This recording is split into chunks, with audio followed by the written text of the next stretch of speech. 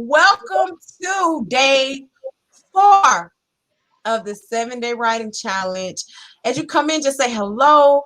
Tell me how you're doing. I am your host tonight. I'm going to be hosting the wonderful Jay Smith. But before we get there, let me see how you're doing. I am Nikisa. I am the lead admin and Write With Me. You probably saw me this morning as we prayed through exposure. If you missed it, you got to go back and listen to that prayer. You have to go back and listen because God wants to expose you to the world, but you got to be ready. So it was a true lesson. It was more than just about, getting deals and getting, book deals and all this other great stuff that God wants to do. It was very much so about you being ready. About you being ready for what God has in store for you. So I want you to tell me where you're from, tell me how you're doing. Go ahead and tag a friend or two.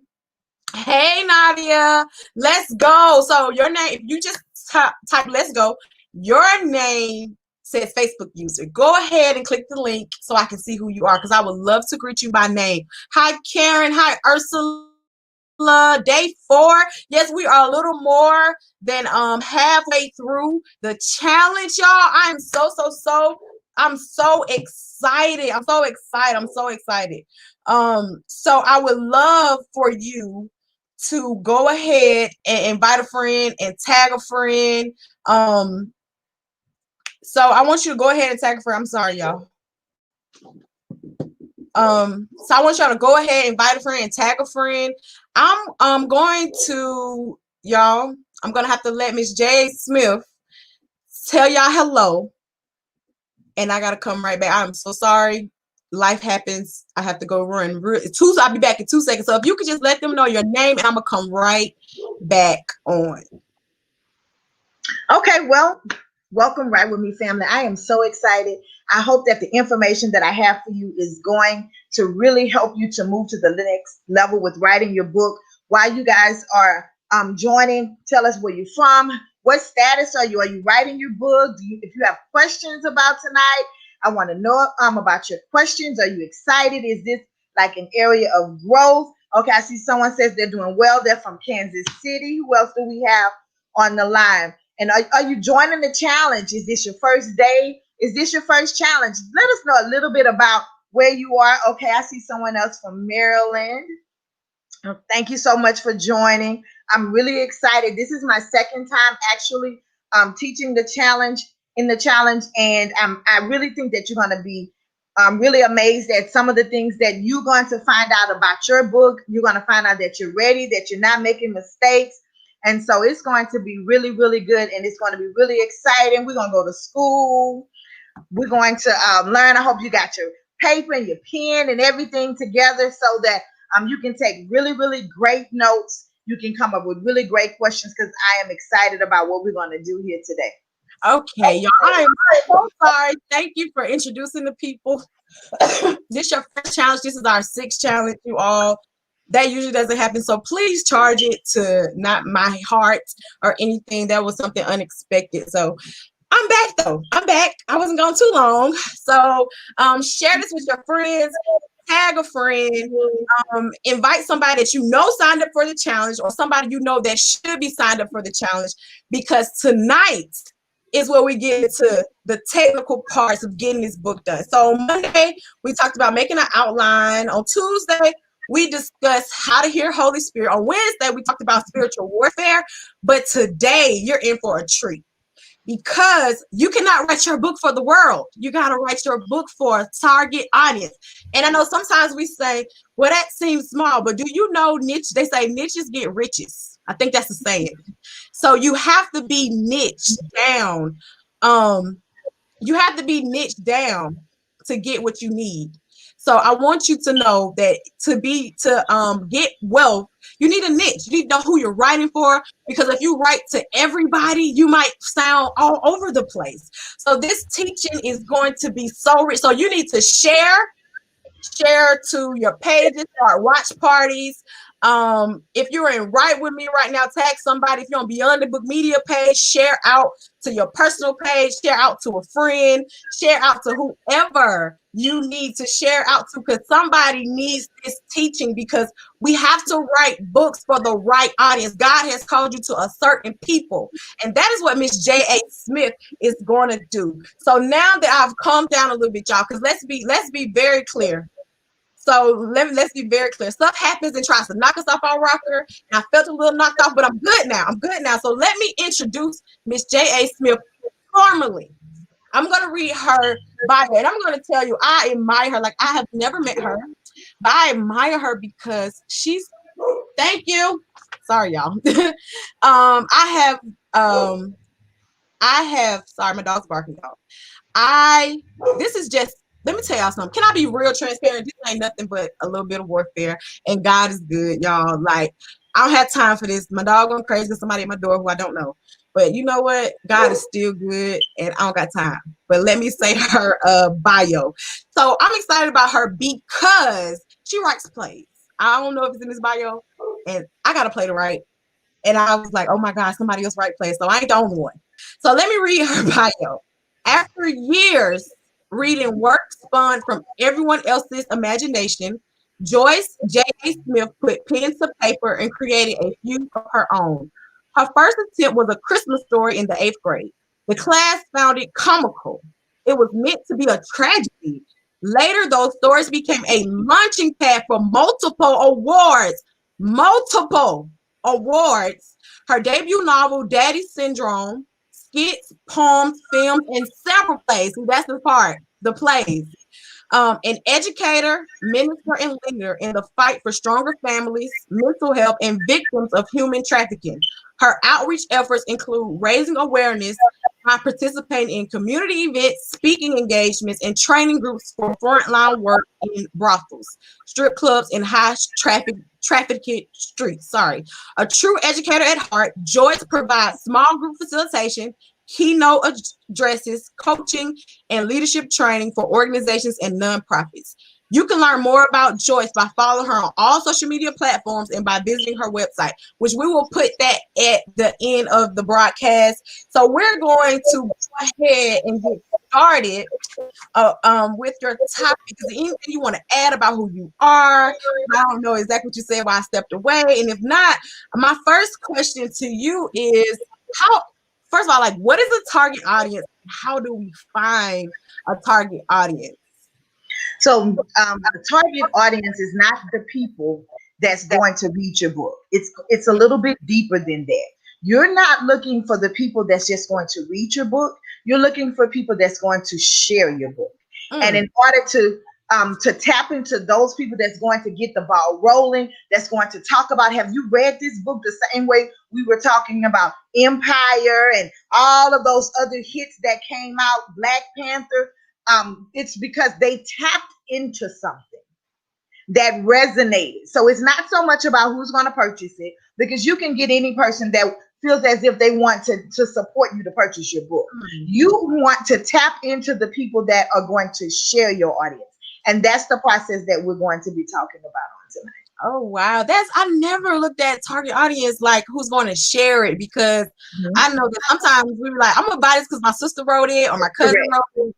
But then they probably don't read it, because I know my whole family about my book. But let me tell you, and they ain't read it. But then it's people, that's not your family that tells, girl, you just a must read. And that I never thought about it like that. That is amazing. So I guess we're ready to know how we do this. How do we find our target audience? Yes. So we're gonna go ahead and get started. We're gonna share screens. Yes. Okay. So as she said, I am a teacher, so I put together a little bit. I put a PowerPoint together because I want to make sure that you're able to visualize this information. I want to make sure that you are able to really take good notes if you need to.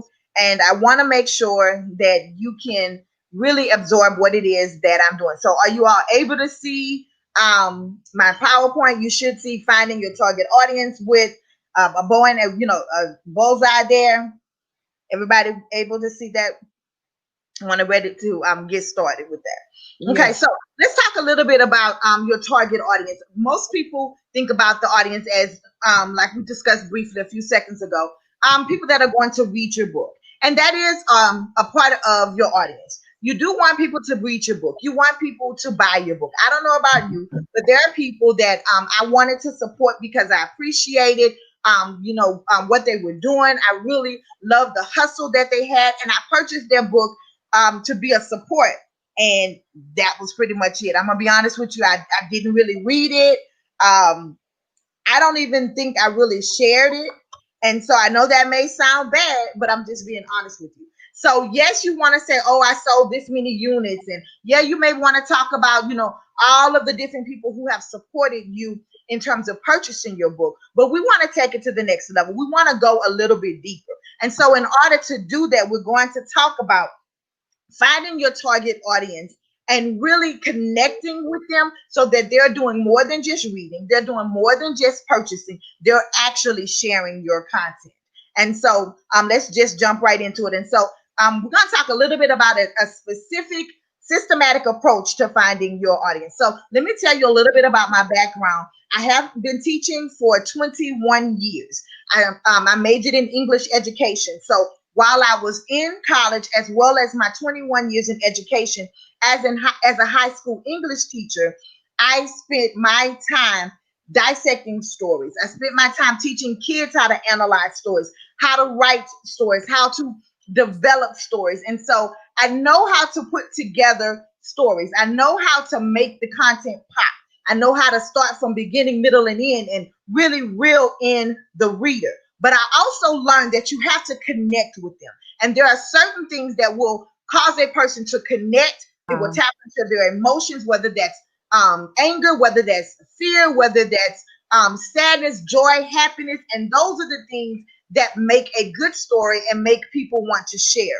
So in order to do that, there are some things that you need to make sure you're following. Step one, you need to determine your genre. You have to know the genre that you are going to write about. And so a genre, without getting too in detail, is just that category, the category of your writing. You define it by your structure, you define that by your content and by your style. Now, I know that sounds like a lot, but I promise you, we're going to digest it in little bitty pieces so you can see how to effectively narrow your audience and tap into that market that's going to be your biggest supporter. So what is step one? To find your genre. So what is a genre? Some people may know, some people may not know. So teacher, I have a chart for you. So hopefully you're able to see the chart and read some of the information. If not, I'll make this available to you all, but you should see a chart and it's divided into sections on this screen. It's divided into sections. So on one side, you see literary, and on one side, you see informational. Now, I have been with this challenge since its inception, and I have seen that the large majority of you are going to fall on the right side of the choice. You are giving information. Okay. The literary side of the chart will be mostly people who focus on nonfiction. So before we move any further, kind of drop, what are you writing? What are you thinking about writing? Are you going to fall in that informational nonfiction side? Or are you going to fall in the literary side? And if you're somewhere in between, there is a category for that, which we're going to talk about as well. But let's see what you're thinking about. I was just going to say, but can you fall into both? Because I feel like I fall into both. So yeah, genres. That's what I was going to ask, but you answered my question. I was just going to ask. Yes, you can definitely fall into both. So with the audience that we have on, just talk back to me. What are you thinking? Are you more informational, or are you going to be more literary? Yes, you can get the chart. I definitely get the information so you can get it. I see more people saying informational, which is also another name for nonfiction. Anyone else fall in that side? Yep, I see nonfiction, informational. Okay, so let's talk about that middle ground. The middle ground is called literary nonfiction. And so if you look, it's that third column. Okay, it's that literary nonfiction. So here's the difference. It's a blend of the two. Okay, so the information is factual, but it's written in a literary sense. So that means that you may give factual information, but you tell it like a story. So memoirs are literary nonfiction because a lot of people are telling their story. You can actually be giving information, but you can do it like you can do it in a more poetic manner. You can do it in a manner where you build it like a story, where you're using the elements of fiction, meaning you're using similes, you're using metaphor, you're giving that long, flowy prose. She stared at him like, whatever, as you begin to talk about your journey or your story, and you can blend it. So let's say you were wanting to write about something that dealt with a traumatic event, and you want to give the facts of how you can recognize a person who may be dealing with abuse can recognize those stages. Well, before you get to the hard informational context, maybe you want to reel them in, right? By, talking about a situation that the person, how they first met, or when she first realized that she was in trouble. And so you can then approach that from a more what? Literary side. So that's where your literary nonfiction will be. And so when a person falls under literary nonfiction, they're going to read it from beginning to end. They're going to remember important facts and details, and they're going to use that creative type of story telling. Somebody said they get confused between fiction and nonfiction. Okay, so fiction are things that's make believe. It's not true. So most of your stories that we see that's created are going to fall in the fiction category. So those are things that are made up. Nonfiction would be those things that are true. They're facts. It's things that are proven, things that have actually happened. So your history, your personal journeys and stories, those will fall under nonfiction. Nonfiction would also fall under like your devotionals, the prayer guides, things of that sort. And so when you get to the informational side, you're reading to gather information. It may not necessarily be like a book where you read from start to finish. So you take the journal, like I purchased Chanel Journal, the prayers for business owners. And there may be certain things that I want to read on a particular day. I can go to that particular section, read it, and still get all of the benefits without having to read the entire book again from start to finish. Does that make sense? So that's kind of how informational will be. Sometimes you can pull things out into chunks, or how you divide it. So what does any of that have to do with your audience? Well, just hold on a moment. I'll let you know. So that's what this looks like. You want to find your genre. So these are the major categories of drama. You have of genres. You have your dramas, you have your fiction, your literary nonfiction, your poetry, and then you have your expository, your persuasive. Maybe you're trying to persuade someone that you're worth it, that you're great, that you don't have to stay in toxic relationships. That's persuasive. It's more specific. And when you know how specific you need to be, that's when you hone into that to that audience that will share your work. And then of course you have procedural, how to do something, how to break out of toxic relationships. You see the difference? We're still talking about toxic relationships, but one audience will want to know, I'm here, how do I get out of it? How do I recognize it? Persuasive would be, you're worth it, you're better than what you may have thought that you were. And so those are two different groups of people. Yeah, and you don't want to talk to all of them. Yeah. Does that make sense? It makes sense. It seems like in the comments they're thinking it makes sense. They're saying absolutely. Okay. Thank you for answering that. They really are getting a good thing. So I feel like they have a good understanding. Just let us know in the comments. We'll try to have room for questions. Right. I'll try to catch a few in between. Okay. Can your personal journey be written under fiction for anonymity? Absolutely. Absolutely. The book that I'm currently writing, it's based on true story, but I wrote it as a fictional story. And inside I had some instances of things that occurred that were actually true. And then I took artistic liberty. But no one will ever know if it's a true story that you chose to write like fiction.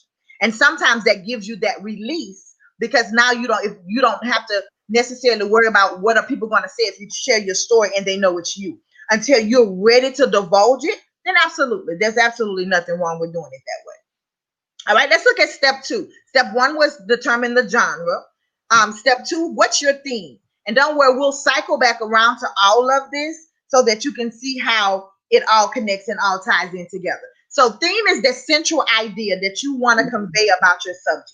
If you cannot, it's almost kind of like, you'll hear that log line. It's an element of your elevator pitch when you're pitching stories to people.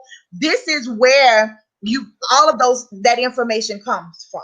What is that central idea that you want to convey about your story? You need to know that, if at all possible, before you begin to write. Because if you don't know that before you begin to write, then who are you writing to? How do you know what they're going to enjoy if you can't tell me what is the central idea of the story? What is the point of the reason why I'm writing? And then now I can talk to you about, this is why you should share my story. This is why you should connect with other people who have experienced a similar journey.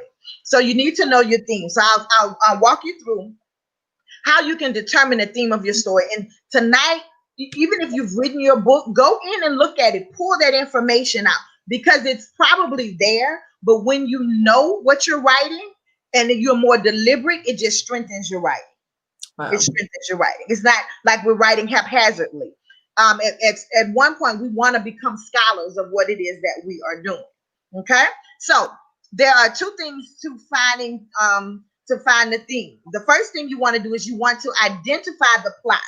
What actions and events that took place in the story. And if you were on the writing party, one of the things that Chanel taught is that you have your main big topic, and then you have your subgenre, your subtopics. That's what plot is. Whether you're writing fiction or nonfiction, it's the different things that happened in your story. It may be, if you're doing a devotional, the different topics that you feel like you're led to discuss. That will be your plot. Plot is more of a fiction term, but it will work for nonfiction. It just has a different look. Wow. Because I saw someone talk about they want to write a devotional. So what are some of the things, if it's a personal devotional based on what you have experienced, whether directly or indirectly, then you're writing down those experiences. Okay. If it is not a personal story, but you have been able to identify a need that you want to address, then how did you get to the point that you wanted to identify that need? So let me give you an example. In the book that I'm writing, Daddy Syndrome, I didn't have a horrible relationship with my mother. Me and my mother, we had a really great relationship. But I would hear a lot of the students talk about, the relationship they had with their father, and how the mothers wouldn't allow the fathers in their life, and how it really touched them. That wasn't a personal experience. However, it moved me enough to know, hey, I'm passionate about this. I want to address this. And so then my plot would be those things that led me to want to address that topic. Does it make sense? Okay, are you following? Yeah, that's making sense for me. Is it making sense for you all? Because that's making sense, because I know, like, you brought up Chanel's book. If you get her book, you realize she shared her story, but she also, which could be like a true story, but she also gives some personal experience, her personal journey. But I've written that too, because I've written a book that I haven't been released to share yet. Where transparency is really good.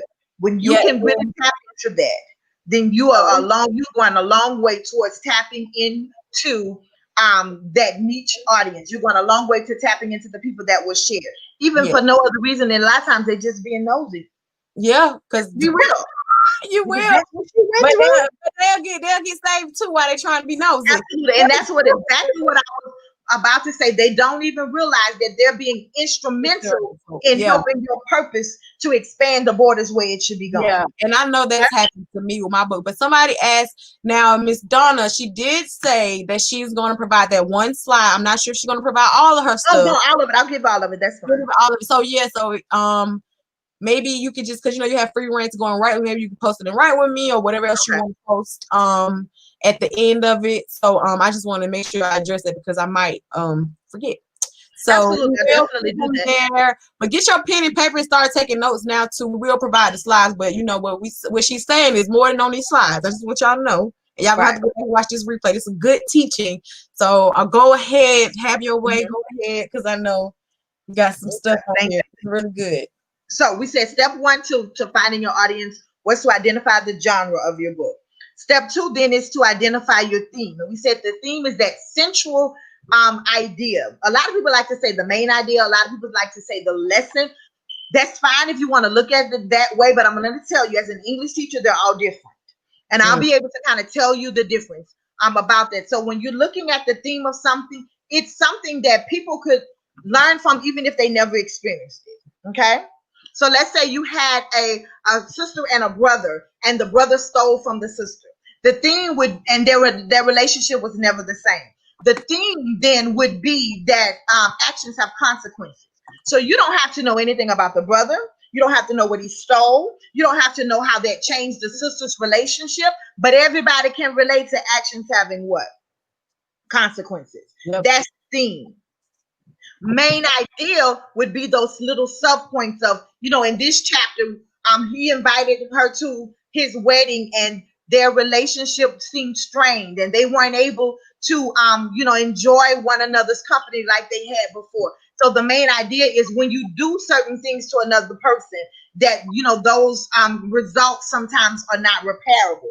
Now you're more specific to a certain situation, but you want to start with the universal principle that whether they've read your book or not, in one sentence, I can tell you that this book deals with actions having consequences.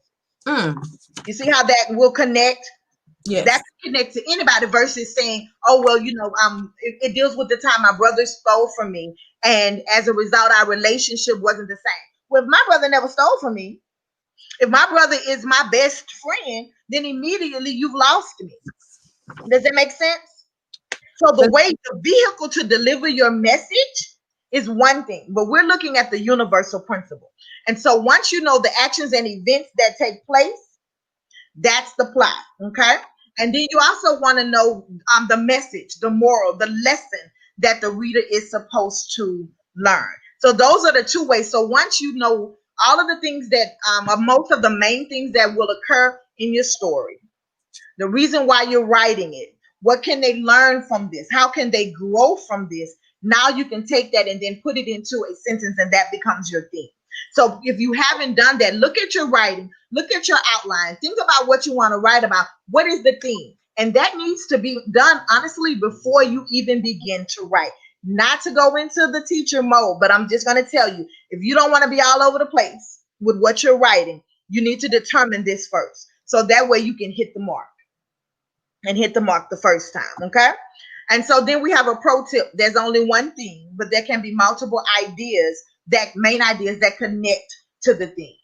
And that's what we were talking about. But if you use that writing journal, it actually helps you to identify that because she breaks those things down in an organized manner to where you're not all over the place trying to come up with that one thing. You should be able to look at all your points, note what they have in common, and then from there come up with your thing. Okay? Does that make sense?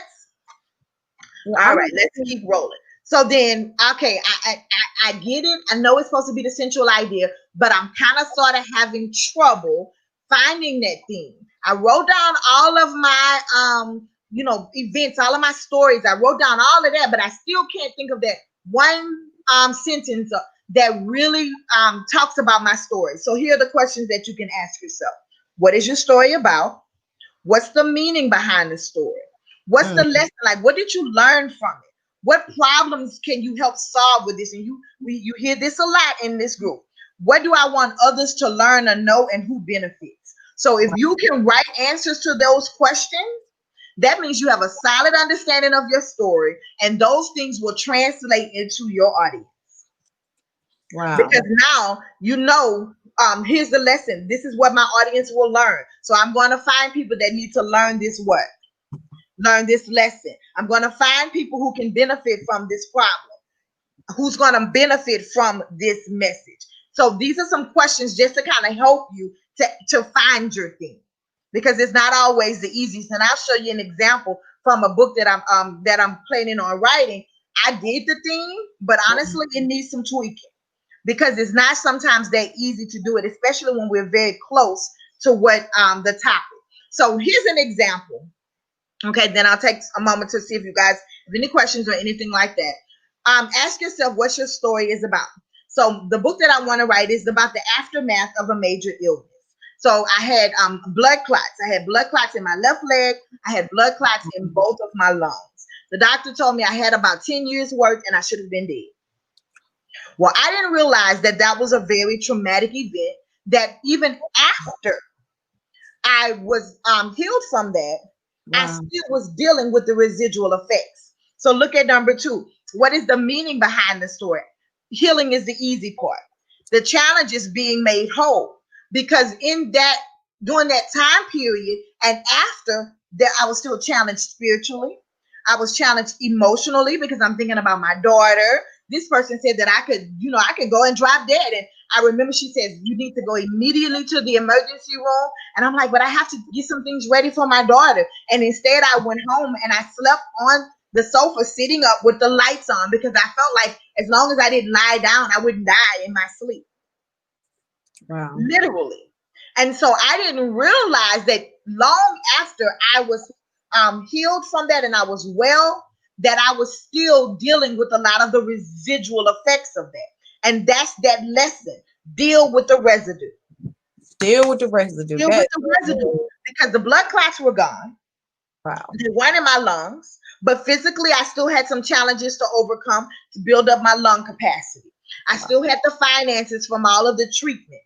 I still had the emotional attachment to, I still had the dietary concerns, because I had a hard time with my blood thinning. So they would take me off of everything that was red, green, and yellow. Those are the, major vegetables, things that are healthy, but they also thicken your blood.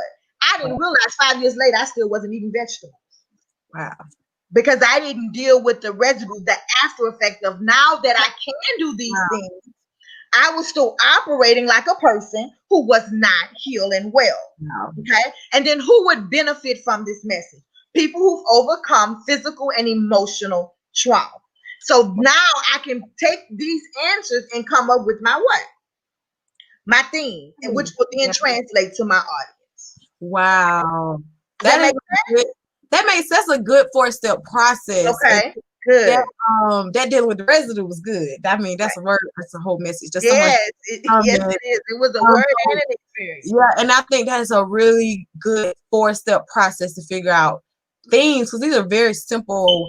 They're very simple questions, and this is like the work that sometimes in writing, which I think this is such a great thing, because this morning, I talked about how when God gives you something, you still gotta do the work, and this is the work that God is talking about, finding your target audience and then being able to find a thing, because God created everything. So the process to get where you gotta go is so important. So I hope y'all taking notes. Chanel said she will email this out. If you would like, she'll send an email list. But I feel like this is a good 4-step process, just talking about like digging deeper than okay, I'm writing, like you talked about your blood clots. That's dealing with the rest of you do. That's a lesson, even though I may have blood clots. That's a lesson. So I feel like it's a really good message. Let me know in the comments. Don't let it just be us up here. So what y'all think? Are y'all getting this? Do y'all understand what she's saying? Do you feel like this is something that you could use? Somebody would say, what is the theme? So when I believe it's the next slide, you'll see how I kind of put it all together. Can you change your audience while you are writing? You can, but I would ask you, do you really know any of these questions? And do you really know what's the story about? What's the meaning behind the story? What's the lesson? Who benefits from this message? And I'll share how I personally did. That's why one of the things I signed up with was knowing your audience, because it took me 10 years to get this book done, because I was trying. I don't want to jump ahead of myself. I was trying to make it fit for everyone. But that's on that next, as we go along. So yes, you can. But I will caution you to dig a little deeper, like you just said, and do the work a little bit more. Okay? Because I think that it'll help you to kind of tweak yourself to make sure that you are writing for what it is that you should be writing and who you should be writing for. Okay? And so but it can change. It can. But it only should change if you didn't do the work ahead of time. That makes sense. Yeah. Okay. All right. So let's go ahead and continue. And so the next thing you need to find out are who are the beneficiaries. Okay. Who are the beneficiaries? And so we know that a beneficiary is a person that's going to receive something, right? It's not just about when that person died. This is the person that will receive the information. But who are the beneficiaries? Who are the people that will benefit from what it is that you're writing? And in order to know who would benefit, you see how each step is what? it's a continuum, right? Yes. They kind of build upon each other. Yes. Okay, so how do you know that? The One first second. thing, Sorry, real quick. The email okay. is not to the email list. So you have to be registered for the event. Your brand needs a book. It's not going to be like a personal email. So if you have it, if you register for the challenge, if Chanel says it's going to go to the email list, so just keep on paying attention, get this word, and the replay will be up on Beyond the Book Media and also in Write With Me. So do not worry. Don't fret. Let's get this is good content. You're still going to have access, but let's soak it in while it's here. So I just want to say that so y'all don't think we're ignoring you, because I'm not. Okay. So here's another step to finding out who the beneficiaries are. And all of this leads towards finding your audience. You have to know who you are. So you have to think about what experiences shaped me. Well, you know, the personal knowledge, indirect experience, academic knowledge. Because I'll just be straight up with you. Part of the reason why I struggled with writing my book is because the tone of the book did not match with my academic achievements. And so I'm like, okay, oh my goodness, here I am. I'm an English teacher. You know, I've been teaching people how to do this, but this book is so basic. It's so simple. It's not, you know, flowing like this great literary piece. You know, what are my colleagues going to think? Because I wasn't looking at the target audience. I wasn't looking at the people that it would help and that it would reach. I was trying to make it fit for everyone. And now hear me well. It wasn't out of, you know, being greedy. It was with a good heart. It was like, wow, this is a message that everyone should hear. They should be able to pass it along, that fathers are important, that mothers need to recognize that, you know, they need to allow fathers to be in their children's lives even after their relationship ends. So I want everybody to read it. But that comes back to what I said at the beginning. You don't want them to read it. You want them to share it. So if you can tap into the people that will share it, then by default, it'll spread. And so it took me 10 years to get to that. It took me 10 years to get to that understanding. And it's not an easy process, because just the other day I said, you know what, I think I'm going to target teenagers with my book, because it's just so fast paced. And I don't think an adult would really connect with it because of the way that it's written. I had to say, ma'am, I'm going to need you to stop. I'm gonna need you to stop. And that's that pro tip, but I don't want to jump to that. So after you talk about what experience shaped me, what personal knowledge, what indirect experiences, what kind of academic knowledge do you have to help you maybe address what it is that you're writing? Here's your pro tip. You are a reflection of your audience. Wow. Y'all start there first and then add the layers. You want to know how to tap into that market that's going to do more than just buy, the market that's going to just share. Then look at who you are. Look at who you are created to be, and then know your purpose. Because inside of your purpose is your passion, and inside of your passion, you find your niche audience. Now we're going to end it right there, but I still got some more for you. But look at that, more for you. Where you need to begin. You have to know yourself. How do I say that? Because I know that I'm called to broken women. I know that I'm called to women that have dealt with, you know, trauma, sexual addiction, relationship issues. I know that I'm called to build a stronger families. I know that I'm called to people that may be saved but don't have a relationship with God.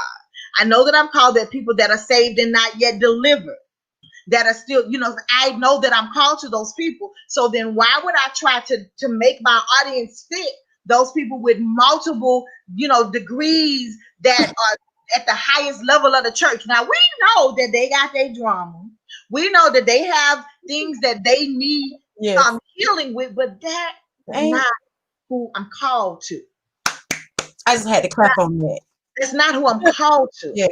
That's not who I'm purposed to reach. So when I was trying to make it sound like this and flow like this, so that the people outside of my audience, my purpose, could also enjoy it. You understand what I'm saying? Yes. That's when I went left for 10 years. Wow. For 10 years. And we ain't trying to go there for 10 years. So I'm glad you letting us know, because learning from like what took you 10 years to find us, it could take us one lesson. Absolutely. It could take us one lesson to realize that this works. And you know what you're talking about. This is good. Okay, I'm gonna let you continue. But I just had to say that, like, that's okay. But that's what I really just wanted to just do that. No, you are a reflection. So start first as you begin to build your audience. Wow. Whether you're writing fiction or nonfiction.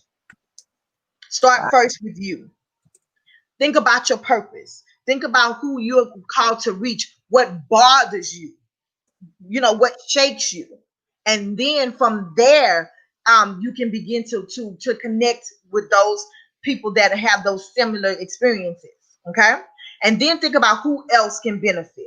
So who has experienced the problem your book solves? What additional life experiences or problems or needs could lead a person to benefit your book? Now that you begin to look at, this is what I have to offer, or this is who I want to reach. Because like I said, when I wrote Daddy Syndrome, it was from the years of hearing all of the kids and the heartbreak. If my dad was on fire, I wouldn't spit on him.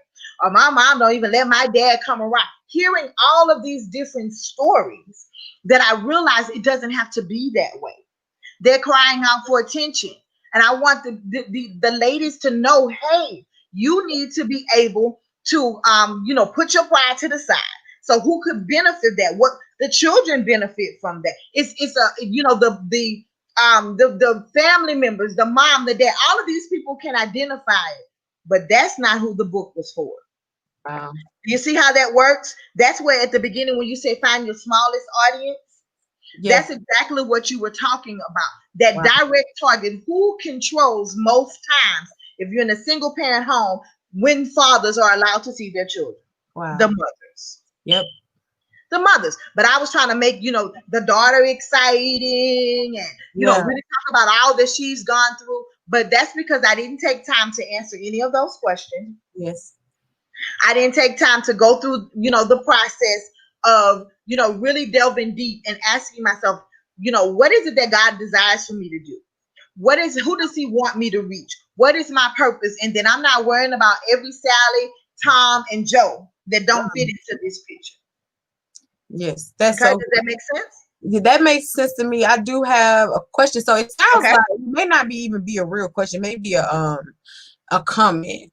So it sounds like this could apply to like a lot of different things, because it made me think about this play, because that I'm new to play, so I might be being a little biased right now. But it made me think about, because I wrote a book, I knew exactly who I was writing to, because I was really writing to my former self. My first book was about living with HIV.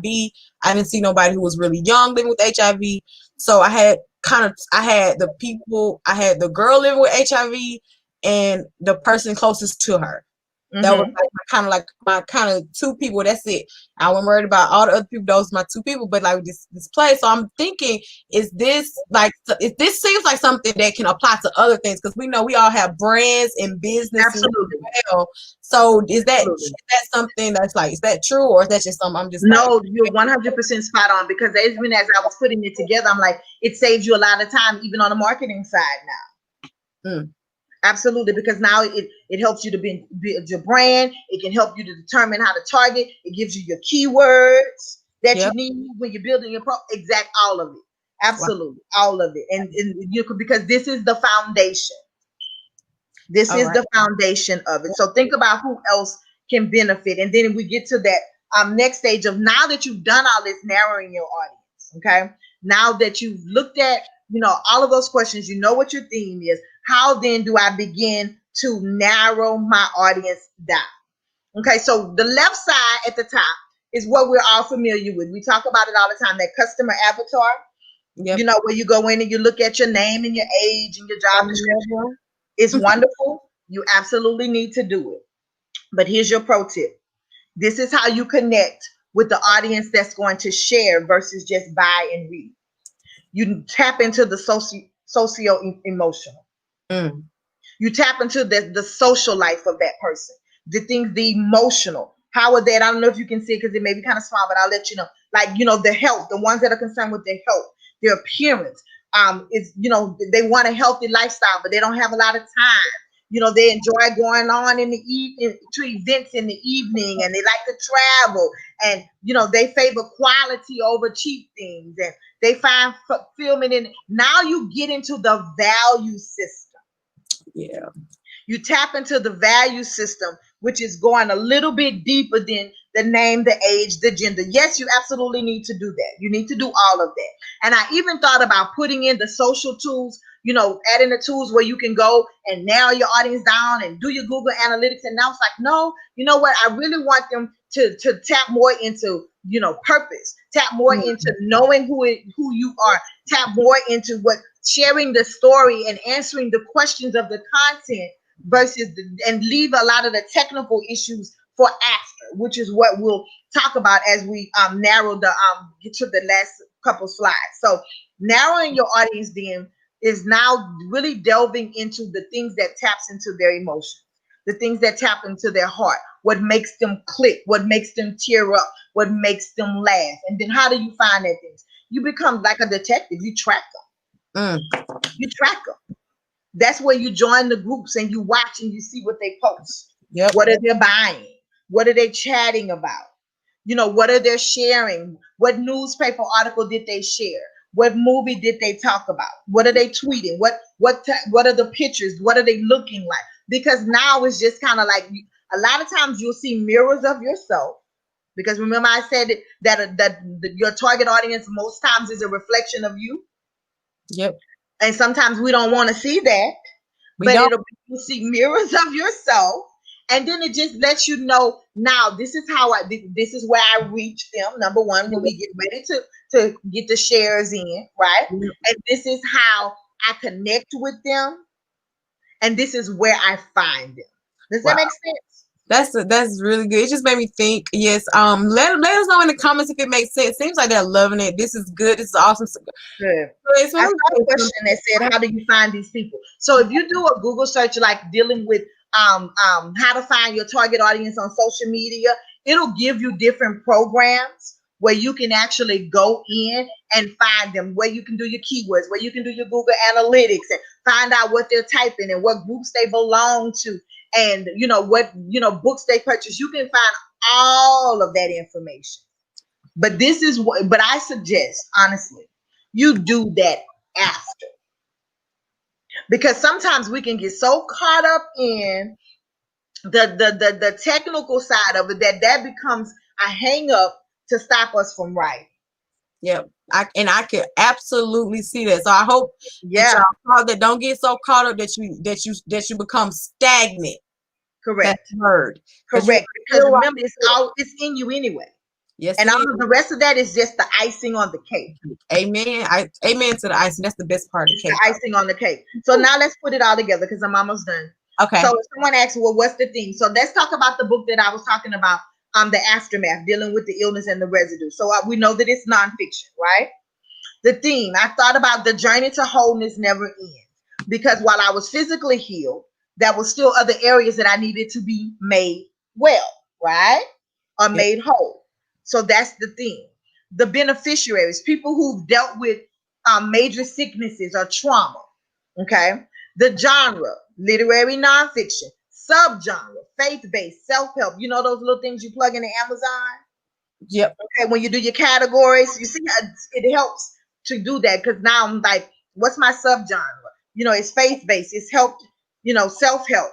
My audience, people who are dealing with traumatic situations. And then here's my niche, people who have recovered and want wholeness, because I didn't necessarily want to talk to the people who are currently dealing with it, but I wanted to talk to the people who had become healed or was made well, but they still, every time they go to the doctor, it's a little bit nervous when they're running to see whether or not they're still cancer free. Does that make sense? Or the people, well, I have this particular, illness, I have this particular disease, or I've been abused and I want to get in this relationship, but you see how that works? That's where I want to talk about. So that's my niche, not the ones that are currently in it. Can you learn from it? Absolutely. But that's not who I'm going to target. I'm going to target the people who have recovered from what they were dealing with, but they don't necessarily realize that they're still not completely whole, that they're still dealing with some residue. And if I target them, when they begin to talk about, I got all of that abusive, I don't think about it, I don't have any triggers, but I realized that before I meet another person, I do this. And I didn't even realize it was a result of that. And as they begin to share, what did we say? Then now the people who are currently in it in that situations, the ones that you didn't target now want to connect to the book. Yep. Because There the we people go. that you connected with, it hit them, it touched them, it reached them. And that's how it's spread. I believe there's a book called The Tipping Point, right? That thing that puts you right on the edge. And so that's how it's almost kind of like a web, right? Yeah. It begins to spread because this is my core. And if I can get them to see why I can help them, why this is good content, it'll spread like wildfire.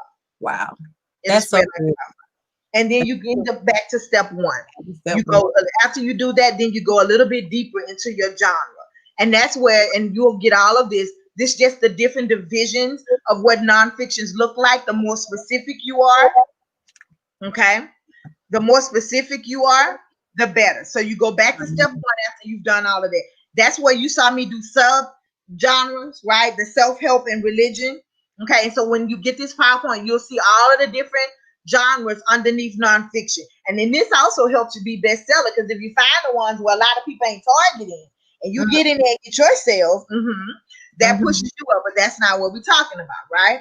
Yep. And then this is the genre for those of you who are writing fiction, how you can go in and narrow and specifically go in. And the reason why you do a deep dive after you've done all of this, and I would suggest even after you've written your book, because you don't want to focus on a whole bunch of stuff. Yeah. And that's in my bonus content as I close. You want to wait until you've written it and then research, right? Then research. There's this go in and survey the greats. Find your genre and your subgenre, and then now start reading people from the different categories of books that are similar to yours. Who are the authors? How do they engage their audience? Where are they most visible? What is their primary writing style? And I would do this when my book is done. Then I go back in and look at, okay, so they have pictures, they have charts, they have graphs. Oh, they're broken up into categories. Why do you want to do that? Because you're trying to tap into those that will share. So if it's familiar and organized, how they most like to receive their content, you understand what I'm saying? Now they're more likely to do what? To share to the other audiences. Okay. So you want to survey the greats. And then as I wrap up, here's your bonus content. Because these were the questions when you all did the questions of the day. These were the ones that I saw that were related to audience. And so I just wanted to really quickly share with that. Number one, how do you narrow your audience? We talked about it. Look on the inside, look at the reflection of who you are, and then begin to look at your subgenres and think about the people that would, the sharers, the people that would connect with you the most. Okay. Do I write with my target audience in mind, or do I develop for my audience later?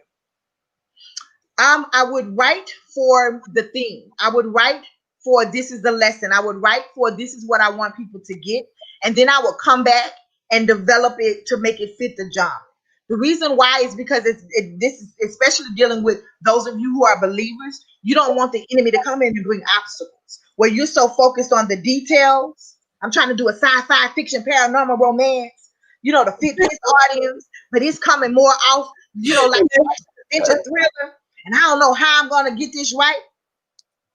And so now the enemy begins to plan. Well, you ain't educated enough for this. This is not flowing how it should flow. Yes. This kind of so I would get it developed for my audience later. And then if you don't necessarily know how to do it, that's where your editor comes in. Hey, this is the tone that I'm looking for. I'm narrowing my niche down to this particular audience. Can you go in and find those areas where I can now tweak this to make it fit an audience that loves comedy? And where can I bring a little bit more laughter in it? Or where can this is a little too technical and I want to do literary nonfiction. So how can I make this a little more relatable? You can allow them to do that for you, and then you can work with them in that process. The goal is don't allow anything to slow you down or stall your progress. Yes. And finally, how do I find my authentic voice? You open your mouth and you write. I don't care if it comes out with split infinitives and verbs. You got tenses all over the place, misspell words. It's crooked and it don't make sense. And you read it back and you like, huh? What? It's your authentic voice. Somebody else can polish it. Wow. But you use the voice that God gave you. And let everyone else do the best. This was so great. I just want you to know that this is amazing. Like Thank you. my mind's like, let me tell you, Holy Spirit know what he was doing because he picked you himself. And Thank you.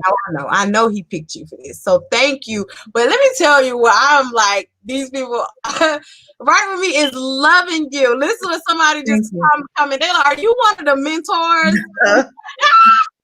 And right with me, they are loving it. So if you're not a part of the challenge, I need you to go ahead and register. Your brand is .com. This was so rich. Y'all have to watch the replay. But we gotta go right in like 5 more minutes. Absolutely. So before we end though, I need people to know. So I'm gonna put your website, your IG, your Twitter, everything in the comments. Yes. Tell people how they can connect with you. We will get you out this PowerPoint, and then I'm gonna close out with some announcements, and I'm gonna get your stuff pasted over here. Okay, so let people know how they can connect with you, because number one, if you don't have a mentorship program, it might be time to get one, because I done seen that comment like 5 times.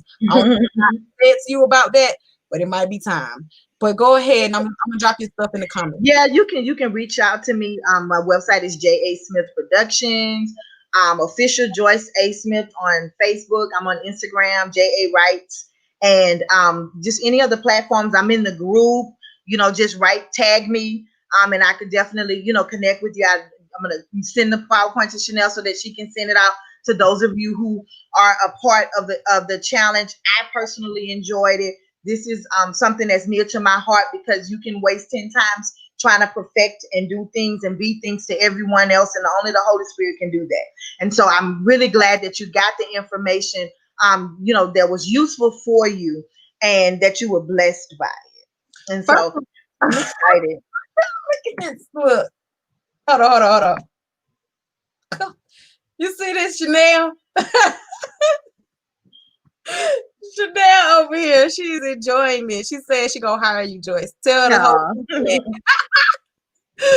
oh my gosh, I'll put all of her information in the comments. People said this speaker session has helped them with the next chapter. You have done amazing.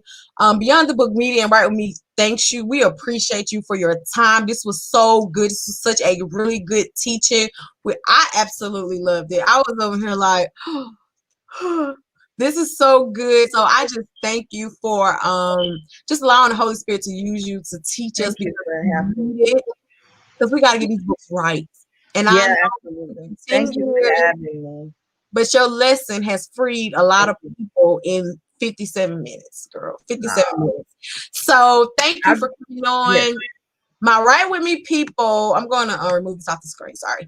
So my Write With Me people, we're going to write 8 o'clock. Go over to the writing party. We have Miss Kesey, who is our mentoring director. Check the comments for her information. They are there multiple times. So we're going to go over to sorry you all, we're gonna go over to the writing party. It starts at 8 o'clock. Get your hearts and minds together so that we can write tonight. We have Kesey hosting tonight, and Miss Rena is the moderator. So Kesey is our mentoring director. Please go over there and see her. Tomorrow we have prayer at 6 a.m. We're gonna pray through worship at 6 a.m. I'm sorry, y'all. We're going to pray through worship at 6 a.m. in the morning. We have another speaker session tomorrow night, 7 o'clock.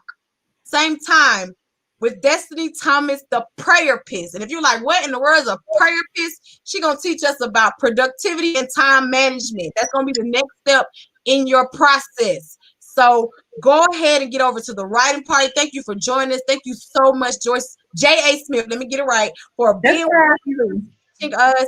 I'm really excited to see what God is going to do with you. I'll make sure I follow you on all streaming platforms. You have really blessed me tonight.